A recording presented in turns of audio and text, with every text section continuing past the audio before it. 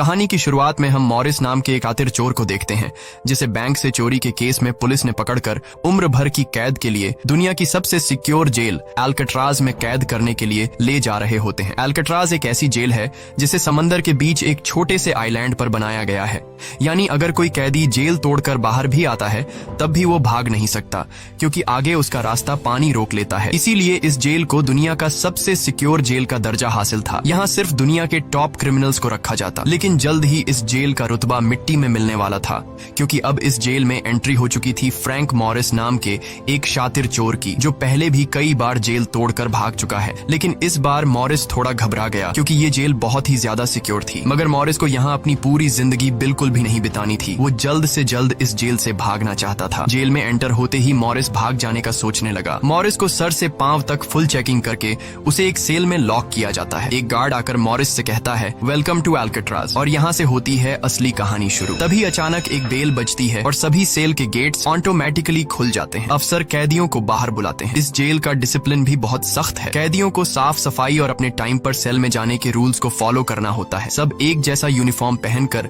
Line में breakfast खाने आ जाते हैं। मॉरिस के सामने लिटमस नाम का एक कैदी होता है। मॉरिस पूछता है कि मुझे तो कांटा ही नहीं मिला, अब मैं नूडल्स कैसे खाऊंगा? लिटमस उसे कहता है, अबे ये तेरा घर नहीं है, जो तुझे मिला है उसे चुपचाप खा ले। तभी वुल्फ नाम का एक खतरनाक कैदी मॉरिस को चिढ़ाने लग जाता है। वुल्फ से जेल में हर एक कैदी तंग था। वो यहाँ हर एक कैदी पर अपनी मनमानी चलाता था और उस पर बलात्कार के ढेर सारे केस भी हैं। इस जेल में एक से बढ़कर एक खतरनाक कैदी रखे जाते हैं। यहाँ लिटमस मॉरिस से थोड़ा खाना मांगता है और इस दौरान मॉरिस उसे अपनी प्लेट दे देता है। जब मॉरिस टेबल के नीचे से देखता है तो उसे पता चलता है कि लिटमस खुद खाना नहीं खा रहा, बल्कि वो चूहे को दे रहा है। रात को एक गार्ड मॉरिस को वार्डन के पास लेके जाता है। जब मॉरिस वार्डन के ऑफिस में पहुंचता है तो वार्डन मॉरिस से कहता है कि मैं जानता हूं कि तुम बहुत ही शार्प माइंड हो और बहुत इंटेलिजेंट भी हो, लेकिन वो सब यहाँ किस काम का, क्योंकि तुम्हारे जैसे यहाँ कितने आए और गए पर यहाँ से कोई बच नहीं पाया। यहाँ कैदी बहुत ही स्ट्रिक्ट रूल्स फॉलो करते हैं। 2 महीने में एक बार ही कोई तुमसे मिलने आ सकता है, और वो भी तब अगर मेरा मूड अच्छा हो। वार्डन बहुत ही सख्त इंसान है,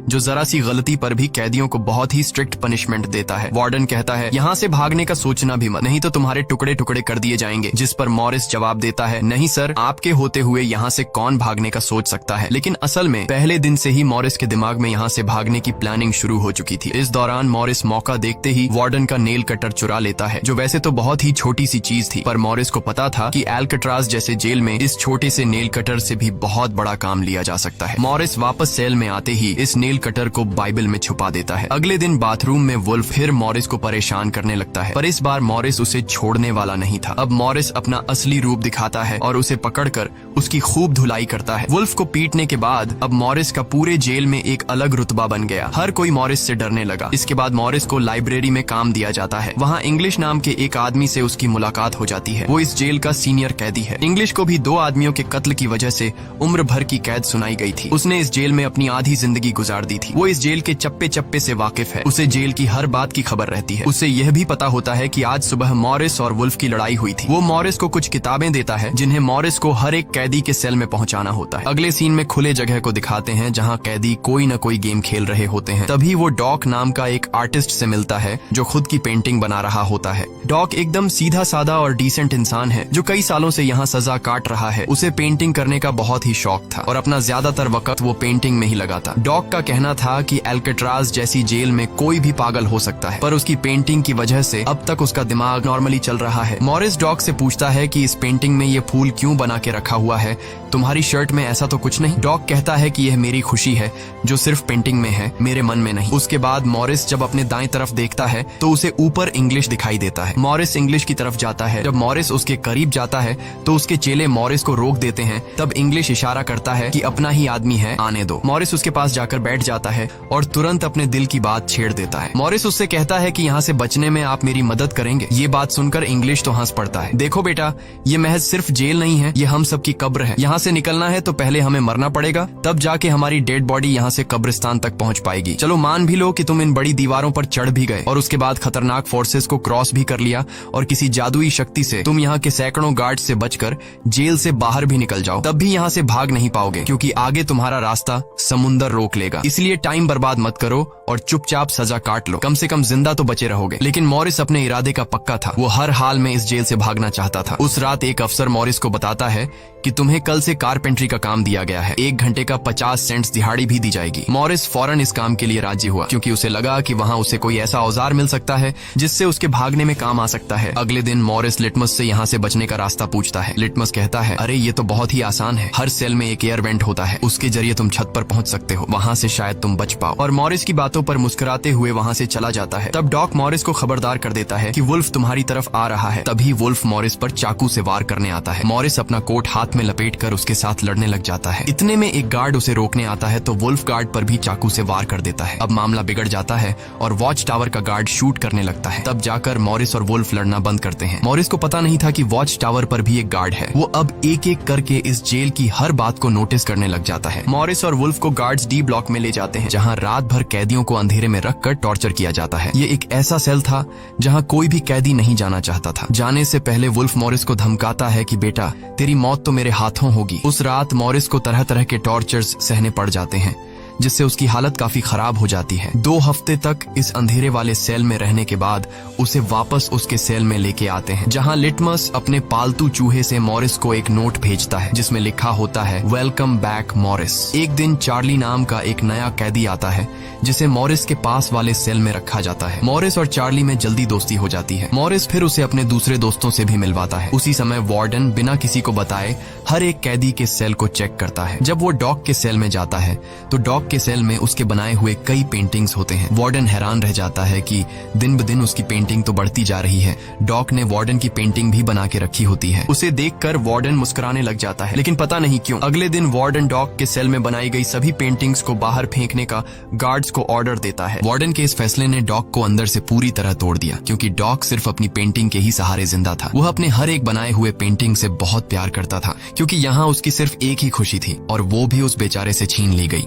मॉरिस उसे समझाता है कि कोई बात नहीं, वो सिर्फ पेंटिंग ही तो थी, तुम और भी बना सकते हो। लेकिन डॉग इस सदमे से बाहर नहीं आ पा रहा था। अगले दिन उसे देखकर मॉरिस गार्ड से कहता है कि प्लीज डॉग पर नजर रखिए, वो बहुत ही परेशान दिख रहा है, कहीं वो खुद को नुकसान न पहुंचा ले। फिर गार्ड मॉरिस को कहता है, तुम अपने काम से काम रखो। डॉग को भी मॉरिस के साथ कारपेंटर का काम दिया जाता है। तभी डॉग छुपकर मॉरिस की जेब में कुछ रख देता है। उसके बाद वो एक गार्ड को बुलाता है और कारपेंटरी के लिए दी गई कुल्हाड़ी से अपनी 3 उंगलियां काट लेता है और कहता है कि जिन उंगलियों से मैं पेंट नहीं कर सकता उनकी मुझे जरूरत नहीं है। यह कहकर वो चिल्लाने लग जाता है। तब गार्ड उसे पकड़ कर ले जाते हैं। मॉरिस देखता है कि डॉग ने उसके कोट में वही फूल डाल दिया है जिससे उसने अपनी पेंटिंग बनाई थी। शायद वो मॉरिस को बताना चाहता है कि इन लोगों ने मेरी खुशी मुझसे छीन ली। मॉरिस डॉग की कटी हुई उंगलियां उठाकर एक डिब्बे में डालता है और गार्ड को देखकर कहता है कि जाओ अपने वार्डन को दे दो, वो इसे देखकर बहुत खुश होगा। अगले दिन मॉरिस अपने सेल में बैठा होता है। तभी वो देखता है कि एक कॉकरोच एयर वेंट के अंदर जा रहा है, जिससे उसे अंदाजा हो जाता है कि यहाँ से बाहर जाने का कोई रास्ता जरूर होगा। इतने में इंग्लिश आकर बताता है कि डॉग ने खुद की उंगलियां इसलिए काटी क्योंकि उसे पेंटिंग करने की परमिशन रद्द कर दी गई थी, इसीलिए उसने तंग होकर अपनी उंगलियां काट ली। यह जानकर मॉरिस को बहुत गुस्सा आता है। अगले दिन डाइनिंग हॉल में वार्डन मॉरिस से पूछता है कि तुम इस डॉग को इतना सपोर्ट क्यों कर रहे हो। वह कहता है ऐसा कुछ नहीं है। ये कहकर मॉरिस वापस टेबल पर जाकर बैठ जाता है। वहाँ उसकी मुलाकात 2 भाइयों जॉन और क्लैरेंस से होती है, पर मॉरिस उनसे ऐसे बात करता है जैसे वह उन्हें पहले से जानता हो। जॉन और क्लैरेंस दरअसल ये दोनों किसी और जेल में मॉरिस के गैंग में थे। जॉन को अब जेल से भागने का काम आसान लगने लगा, क्योंकि ये दोनों भाई मॉरिस की तरह शार्प माइंड थे और अब ये तीनों जेल से भागने की प्लानिंग करने लगे। दोपहर को चार्ली की गर्लफ्रेंड उससे मिलने आती है। दूसरी तरफ इंग्लिश की बेटी उससे मिलने आई होती है। इंग्लिश अपनी बेटी को देखते ही उसकी आंखों में आंसू आ जाते हैं, क्योंकि उसकी बेटी उसकी गैर मौजूदगी में काफी बड़ी हो चुकी थी और इंग्लिश को अपनी बेटी का बचपन न देख पाने का बहुत अफसोस था। दूसरी तरफ चार्ली को उसकी वाइफ बताती है कि तुम्हारी माँ बहुत बीमार है और डॉक्टर कहते हैं कि वह 1-2 महीनों से ज्यादा नहीं बच पाएंगी। ये बात सुनकर अब चार्ली भी अल्काट्राज से भागने का सोचने लगता है और इतने में गार्ड आकर कहता है कि बात करने का समय खत्म हो चुका है। अब चार्ली बहुत परेशान होता है। वह उस रात मॉरिस से कहता है कि अगर तुम यहाँ से भागने का प्लान बनाओ तो मुझे भी शामिल कर लेना। अगले दिन मॉरिस, चार्ली, जॉन और क्लैरेंस की मीटिंग होती है। तब मॉरिस उन्हें बताता है कि हर सेल का एयर वेंट ऊपर छत पर खुलता है और दूसरी बात ये कि ये जगह खारे पानी से भरे समुद्र के बीच है, जिसकी वजह से दीवारें कमजोर हो गई हैं। मेरे पास एक नेल कटर है और मैंने खुदाई पहले से शुरू भी कर दी है। अगर मैं थोड़ा थोड़ा करके खोदूं और एक छोटा सा टनल बनाकर छत पर पहुंच जाऊं तो इस जगह की जांच करने के बाद पता चल जाएगा कि यहाँ से कैसे भागा जा सकता है। जॉन पूछता है कि रात को अगर गार्ड्स को पता चल गया कि तुम अपने सेल में नहीं हो तो उन्हें शक नहीं होगा क्या? तभी क्लैरेंस बताता है कि इस मसले का हल मेरे पास है। वो कहता है कि यहाँ मेरे पहचान का एक बार्बर है जो कैदियों के बाल काटता है। वह हमें बाल सप्लाई कर सकता है और उसे यूज करके हम एक डमी हेड बनाकर उसे बेड पर लिटा देंगे, जिसके बाद अगर हम दीवार की सुरंग से निकलकर ऊपर छत पर भी होंगे तब गार्ड्स को शक नहीं होगा, क्योंकि हमारे सेल के बेड पर नकली सिर रखे होंगे। पर बात अभी भी वहीं अटकी हुई थी कि जेल से तो निकल जाएंगे, लेकिन समुद्र का पानी कैसे पार करेंगे? मॉरिस जॉन से कहता है, देखो इसमें मुझे तुम्हारी मदद की जरूरत पड़ेगी। तुम तो क्लोजिंग डिपार्टमेंट में काम करते हो, वहाँ तुम्हें उन पुलिस अफसरों के लिए बनाए गए रेनकोट्स मिल जाएंगे, तो तुम कुछ रेनकोट्स चुरा कर मुझे दे देना। हम उससे एक ट्यूब बोट और लाइफ जैकेट बनाकर समुद्र को पार कर सकते हैं। यहाँ चार्ली कहता है, भाई मुझे भी कोई काम दो, मैं भी तुम लोगों की मदद करना चाहता हूँ। मॉरिस चार्ली से कहता है कि जब मैं वेंटिलेशन की जाली खोदूं तो तुम पहरा देना ताकि कोई गार्ड हमें देख न ले, और जब तुम खोदोगे तब मैं पहरा दूंगा। मॉरिस का प्लान सभी को पसंद आता है और उसी रात में काम शुरू कर देते हैं, लेकिन दीवार खोदने के लिए नेल कटर बहुत छोटा था, जिसे चलाने में मॉरिस को बहुत जोर लगाना पड़ता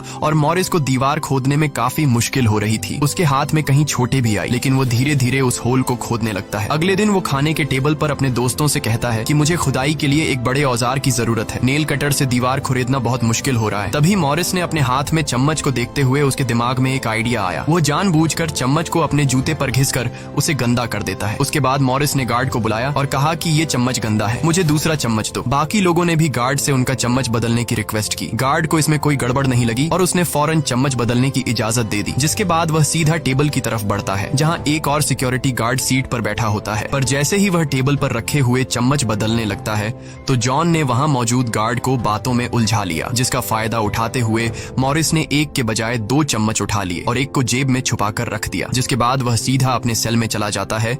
रात को इंग्लिश उसे बुक देने आता है तो मॉरिस पूछता है कि क्या यहाँ पर वेल्डिंग करने वाला कोई इक्विपमेंट मिलेगा? इंग्लिश समझ जाता है कि मॉरिस के सिर पर अब भी जेल से भाग निकलने का भूत सवार है। वह कहता है कि मैं तुम्हें पहले भी बता चुका हूँ कि तुम्हारी कोशिश बेकार हो जाएगी, क्योंकि तुम पकड़े जाओगे और शायद अपनी जान भी गंवा दोगे। इतने सालों में मुझे कभी भागने का ख्याल नहीं आया, क्योंकि मैं जानता हूँ ये इम्पॉसिबल है, लेकिन तुम जिद्दी हो तो मैं क्या कर सकता हूँ, करो कोशिश। लेकिन मॉरिस को उसकी वार्निंग का कोई फर्क नहीं पड़ता। वह अगले दिन लिटमस से माचिस मांगता है और कहता है कि अगर आप मेरी मदद करेंगे तो मैं आपके चूहे को अपने हिस्से का खाना हर रोज दूंगा। लिटमस खुश होकर ये डील मान जाता है, क्योंकि लिटमस को चूहा बहुत पसंद था। उसी रात लिटमस मॉरिस को अपने माचिस पास कराता है। मॉरिस नेल कटर के एक हैंडल को निकालता है जिससे वह एक छोटा सा बेलचा बनाने जा रहा होता है। फिर वह चम्मच को तोड़कर नेल कटर की हैंडल से जोड़ लेता है। फिर माचिस चलाकर दोनों को अच्छी तरह से वेल्ड करके एक नुकीला औजार तैयार कर लेता है। बस फिर क्या था, वो वेंट के चारों ओर खुदाई शुरू करता है। चार्ली पहरा देता है। अगर कोई गार्ड उस तरफ आया तो वह तुरंत सीटी मारकर मॉरिस को सिग्नल देगा, पर पहरा देते देते चार्ली की आंख लग जाती है और तभी वहां पर एक गार्ड आता है। पर खुशकिस्मती से ऐन वक्त पर इंग्लिश ने बीच में आकर उस गार्ड का ध्यान भटकाया और दूसरी तरफ इंग्लिश की बातचीत सुनते हुए चार्ली की भी आंख खुल गई, लेकिन टेंशन में वह सीटी भी नहीं मार पाता, जिसके बाद वह कोई चीज गिरा देता है तो मॉरिस उसका इशारा समझकर वेंट को कवर करके बेड पर लेट जाता है। गार्ड पूछता है कि यहाँ कुछ जलने की स्मेल आ रही है। मॉरिस कहता है, सर आपके रहते मजाल है कि कोई स्मोक करेगा, मुझे तो कोई बू नहीं आ रही है। उस गार्ड को भी ठंडक पहुंचती कि चलो कोई तो मेरी कदर करता है। उसके जाते ही मॉरिस वेंट के चारों ओर कंक्रीट निकाल देता है, लेकिन वो देखता है कि वेंटिलेशन जाली के साथ पेच भी घुसे गए हैं, जिसे काटने के लिए कोई शार्प औजार लगेगा। इस दौरान मॉरिस को जब भी बाहर जाने का मौका मिलता तब वह ग्रिल से निकली हुई सीमेंट को चुपचाप बाहर गिरा देता। अगले दिन कारपेंटर का काम करते हुए वह एक मेटल उठा लेता है जो चाकू की तरह शार्प है, लेकिन चार्ली उसे कहता है कि मेटल डिटेक्टर से बचकर तुम्हें इसे बाहर कैसे लेके जाओगे। मॉरिस बहुत ही कॉन्फिडेंस से कहता है कि वो सब मैं देख लूंगा। जब मॉरिस बाहर जाता है तो दरवाजे पर मेटल डिटेक्टर बजने लगता है। दरअसल मॉरिस मेटल को हाथ में उठा लाया था। गार्ड पूछता है कि ये क्यों लेके जा रहे हो? मॉरिस कहता है, सर वो मैंने सोचा कि कपड़े टांगने के लिए इसे यूज करूंगा। गार्ड कहता है, ज्यादा होशियार मत बनो और वो मुझे दे दो। ये कहकर गार्ड वो मेटल उससे ले लेता है और मॉरिस को पूरी तरह चेक करके जाने देता है, लेकिन अपना हीरो तो हीरो है। दरअसल उसने 2 मेटल चुराए थे, एक हाथ में लाया था और दूसरा शूज में छुपा के रखा हुआ था। उस शार्प मेटल से वह ग्रिल को काट लेता है। अब बारी आती है गार्ड्स को चकमा देने के लिए नकली सिर बनाने का, जिसके लिए ये चारों अपनी जिम्मेदारी का काम करते हैं। चार्ली गार्ड से थोड़ा पेंट मंगवाता है। वो गार्ड से कहता है कि मुझे आर्ट बनाने का शौक है। गार्ड भी इनकार नहीं करता और पेंट उसको ला कर दे देता है। मॉरिस उस होल से निकाले गए कंक्रीट को पीसकर एक पाउडर बनाता है। जॉन नाई की दुकान से बाल इकट्ठा करके लाता है और क्लैरेंस लाइब्रेरी से पुरानी किताबें इकट्ठा कर लेता है। सारा सामान इकट्ठा होने के बाद मॉरिस पानी और पुराने मैगजीन का इस्तेमाल करके एक डमी सिर बनाने लगता है, जिसके ऊपर पेंट और नकली बाल लगाकर बिल्कुल रियल दिखने वाला एक नकली सिर तैयार कर लेता है। साथ ही साथ मॉरिस ने अपने प्लान को और मजबूत करने के लिए नकली कार्डबोर्ड बनाए जिससे कोई शक नहीं कर पाएगा कि सामने की दीवार में किसी ने सुरंग बनाई है। एक रात मॉरिस ने अकेले ही ऊपर जाने का फैसला किया, जिसके लिए उसने अपनी बनाई गई नकली खोपड़ी को बेड पर रखा और उसे गर्दन तक कंबल से ढक लिया। जिसके बाद वह नकली कार्डबोर्ड लेकर सुरंग से बाहर निकल आता है। वहाँ मॉरिस पाइप्स को पकड़कर धीरे धीरे ऊपर छत पर चढ़ जाता है। दूसरी तरफ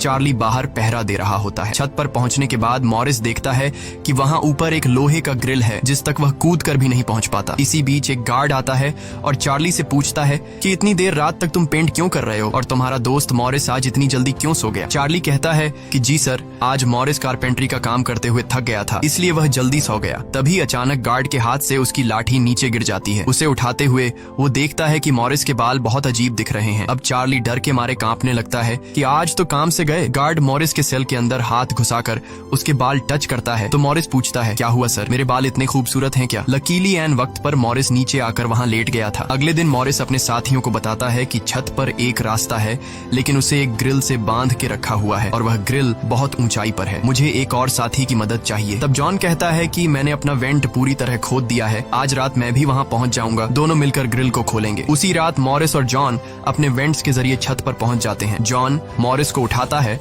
और मॉरिस ग्रिल को पकड़ लेता है। जॉन देखता है कि यह लोहे का ग्रिल बहुत ही मजबूत है और उसे पूरी तरह से वेल्ड किया गया है। उसे निकालने का एक ही रास्ता है और वह है इसे ड्रिल मशीन से काटना। अगले दिन म्यूजिक क्लास में सभी अपनी अपनी मर्जी का इंस्ट्रूमेंट बजा रहे होते हैं। तभी मॉरिस की नजर वहां रखे एक छोटे से पंखे पर पड़ती है, जिसे देखकर मॉरिस को लगता है कि वह इस पर काम करके एक ड्रिल मशीन बना सकता है, जिसके लिए वह चार्ली से कहता है कि तुम किसी तरह करके इस पंखे को यहाँ से छुपा लो। चार्ली बड़ी आसानी से इस छोटे से पंखे को अपने इंस्ट्रूमेंट बॉक्स में छुपाकर रख देता है। जब चार्ली बाहर आता है तो गार्ड्स उसके इंस्ट्रूमेंट बॉक्स को चेक भी करते हैं, लेकिन उन्हें पंखा नहीं नजर आता और चार्ली को जाने दिया जाता है। वह पंखा जैसे ही मॉरिस के हाथ लगता है तो मॉरिस उस पर काम करना शुरू कर देता है और कई घंटों बाद मॉरिस उस पंखे से एक ड्रिल मशीन तैयार कर लेता है। उस रात मॉरिस और चार्ली छत पर चढ़कर उस लोहे की रोड को ड्रिल मशीन से काटने लग जाते हैं। ड्रिल मशीन की आवाज काफी तेज थी, जो कि ड्रिल की आवाज को सुनकर गार्ड्स ऊपर आने लगते हैं, लेकिन तब तक मॉरिस ग्रिल का एक रोड काट देता है और ड्रिलिंग की आवाज बंद हो जाती है। ड्रिल की आवाज बंद होने के बाद गार्ड उसे नजरअंदाज करके वापस चला जाता है। अब इन चारों ने भागने के लिए अपने सभी रास्ते खोल दिए थे, जिसके बाद वह मंगलवार की रात को दुनिया की सबसे सिक्योर जेल एल्केट्राज से भागने वाले थे, जिससे आज तक कोई भी नहीं भाग पाया था। अगले दिन फिर उनकी मीटिंग होती है और वह भी मूवी हॉल में, जहां सब मूवी देख रहे होते हैं। मूवी की आवाज के बीच मॉरिस जॉन और क्लैरेंस से पूछता है कि क्या तुम्हारा वेंट तैयार हुआ है और उन रेनकोट्स का क्या हुआ जिससे हम ट्यूब बोट्स और लाइफ जैकेट्स बनाने वाले थे। वह बताते हैं कि सब तैयार है, हमारा डमी सिर भी एकदम रेडी है, बस बच निकलने की देरी है। अगली सुबह नाश्ते के दौरान मॉरिस ने डॉक की दिए हुए फूल को टेबल पर रखा। वार्डन ने जब इस फूल को देखा तो वार्डर उनकी टेबल पर आकर वहाँ रखे हुए फूल को मसल देता है। ये देखकर लिटमस को बहुत गुस्सा आता है, क्योंकि ये फूल डॉक का फेवरेट था और डॉक मर चुका था। लिटमस तो गुस्से में उस पर हमला करता है कि एक तो तुमने डॉक को मार दिया और दूसरी तरफ तुम उसकी दी गई एक छोटी सी निशानी को भी नहीं छोड़ रहे हो। लेकिन जैसे ही वह वार्डन पर हमला करता है, उसे अचानक हार्ट अटैक आ जाता है और वह नीचे गिर पड़ता है। मॉरिस को वार्डन पर बहुत गुस्सा आता है और चारों उसी रात बच निकलने का फैसला करते हैं। मॉरिस आधी रात का इंतजार कर रहा होता है ताकि गार्ड्स का पहरा जरा कमजोर हो जाए तो हम आसानी से बच निकल पाएंगे। तभी मॉरिस के सेल में इंग्लिश उसे कुछ बुक्स देता है तो मॉरिस कहता है कि आखिरी बार तुमसे हाथ मिलाना चाहता हूँ। इंग्लिश समझ जाता है कि मॉरिस ने यहाँ से बचने का पक्का प्लान बना लिया है। वह चुपचाप यहाँ से चला जाता है, लेकिन फिर जो होता है वह मॉरिस ने बिल्कुल भी नहीं सोचा था। वार्डन अचानक उसके सेल को चेक करने आता है, जैसे वार्डन को किसी ने उसके प्लान के बारे में बता दिया हो। मॉरिस बहुत ज्यादा घबरा जाता है, क्योंकि इतने महीनों की मेहनत के बाद उसकी मेहनत पर पानी फिरने वाला था। वार्डन ने मॉरिस के सेल के हर एक कोने को चेक करने का हुक्म दिया। गार्ड मॉरिस के सेल की हर एक चीज को चेक करता है, लेकिन मॉरिस कोई आम कैदी नहीं था कि उसने कोई छोटा मोटा प्लान बनाया था, बल्कि उसने एकदम साफ और परफेक्ट प्लान बनाया था, जिसे वार्डन तो क्या बल्कि वार्डन का दादा भी नहीं पकड़ सकता था। यहाँ तक कि गार्ड ने जब खास उस जगह से सूटकेस हटाया जहां मॉरिस ने सुरंग करके भागने का रास्ता बनाया था, तो वहां भी मॉरिस नहीं पकड़ा गया, क्योंकि उसने पहले से ही एक नकली कार्डबोर्ड बनाकर दीवार में बिल्कुल बारीकी से फिट कर लिया था। जब वहां कुछ नहीं मिलता तो वार्डन और गार्ड चले जाते हैं, लेकिन गार्ड बताता है कि मॉरिस और चार्ली रात भर बातें करते रहते हैं, मुझे तो दाल में कुछ काला लग रहा है। वार्डन कहता है ठीक है, कल तुम मॉरिस का सेल चेंज कर दो, जिससे वो दोनों न साथ रहेंगे और न ही बात कर पाएंगे। अगले दिन ब्रेकफास्ट के टाइम पर वुल्फ मॉरिस को फिर धमकाता है और मॉरिस मॉरिस से कहता है कि आज रात तुम्हारी आखिरी रात होगी। मॉरिस अपने साथियों से कहता है कि यह गधा ठीक कह रहा है, आज रात यहाँ मेरी आखिरी रात ही होगी। लेकिन दोपहर को ही वुल्फ मॉरिस पर चाकू से वार करने जाता है। तभी इंग्लिश बीच में आकर वुल्फ को पकड़ लेता है। दरअसल इंग्लिश भी मॉरिस की मदद करना चाहता है, वह कामयाब हो या ना हो, लेकिन इंग्लिश मॉरिस के काम में मदद करना चाहता है। उस रात मॉरिस, जॉन, क्लैरेंस और चार्ली ने अपने अपने वेंट के रास्ते से निकलकर ऊपर छत पर मिलने का फैसला किया। यहाँ तो चार्ली अपने साथियों के साथ भागने के लिए राजी हो जाता है, लेकिन फिर जैसे ही वह सेल में पहुंचता है तो उसे घबराहट होने लगती है। सेल में अकेला बैठकर उसने प्लान में शामिल न होने का फैसला किया और उसके बाकी 3 साथी अपने अपने वेंट के रास्ते से निकलकर ऊपर छत तक पहुंच जाते हैं। वह तीनों काफी देर तक चार्ली का इंतजार करते हैं, लेकिन काफी टाइम गुजरने के बाद जब उन्हें लगता है कि चार्ली नहीं आएगा तो वह चार्ली को छोड़कर निकलने का फैसला कर लेते हैं। वह तीनों अपने प्लान के मुताबिक आगे बढ़ने लगे, लेकिन इधर चार्ली की आंखों के सामने उसकी आजादी का सपना दूर होता जा रहा था। वह तीनों धीरे धीरे सर्चलाइट से छुपकर भागने लगे। इस तरह से वह छुप छुप कर बिल्डिंग के एंड पर पहुंच जाते हैं। तभी सेल में बैठे चार्ली के दिल में जोश आता है और वह भी भागने का इरादा कर लेता है। वह अपने वेंट के रास्ते से निकलकर ऊपर छत तक पहुंच जाता है, लेकिन अब बहुत देर हो चुकी थी क्योंकि वह अकेला वहां ऊपर के उस दरवाजे तक नहीं पहुंच पा रहा था। यानी उसने अपनी आजादी का मौका डर की वजह से गंवा दिया। दूसरी तरफ वह तीनों छत पर पाइप से लटक कर नीचे जमीन पर आ जाते हैं और टावर में बैठे सिक्योरिटी गार्ड की नजरों से बचते हुए जेल की आखिरी दीवार तक पहुंच जाते हैं और फिर वह तीनों बारी बारी उस फेंस की दीवार पर चढ़कर जेल से बाहर निकल आते हैं। अब वह तीनों तेजी से दौड़ते हुए समंदर के किनारे आ गए। फिर वह तीनों रेनकोट को निकालकर उसमें मुंह के जरिए हवा भरने लग जाते हैं। मुंह से भरने में उन्हें काफी टाइम लग रहा था, लेकिन इसके अलावा उनके पास कोई दूसरा रास्ता नहीं था। इसीलिए वह तीनों अपनी पूरी जान लगाकर जैसे तैसे करके रेनकोट से बनी ट्यूब बोट को आखिरकार फुला देते हैं और बोट को पानी में डाल देते हैं। इस तरह से यह तीनों अल्काट्राज के रुतबे को मट्टी में मिलाते हुए भाग जाते हैं। अगली सुबह एक गार्ड हर सेल को चेक कर रहा होता है। शुरुआत में गार्ड को सब कुछ नॉर्मल दिखाई देता है,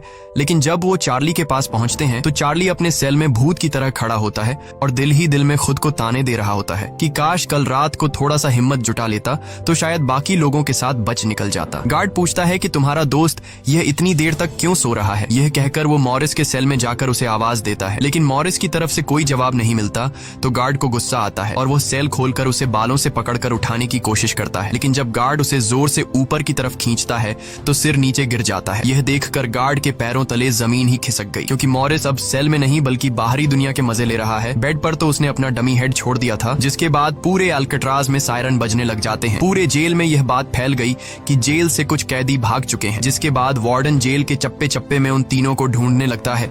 जब वो तीनों जेल के अंदर नहीं मिलते तो वार्डन समुद्र में एक सर्च ऑपरेशन चलाता है। वार्डन को यकीन नहीं होता कि वो तीनों बच निकल गए। उसे लगता है कि जरूर तीनों पानी में मरे होंगे, पर अंदर ही अंदर वार्डन जानता था कि वो तीनों बहुत ही स्ट्रांग थे। उन तीनों ने समुद्र के पानी को पार करके अब आजादी का सांस ले रहे होंगे। वार्डन से हेडक्वार्टर के अफसर सवाल पे सवाल उठा रहे होते हैं, तुम क्या सो रहे थे जब वो तीनों बच निकले। वार्डन बहुत ही टेंशन में होता है, लेकिन तभी वहां पर वार्डन को डॉग का वही फेवरेट फूल मिलता है।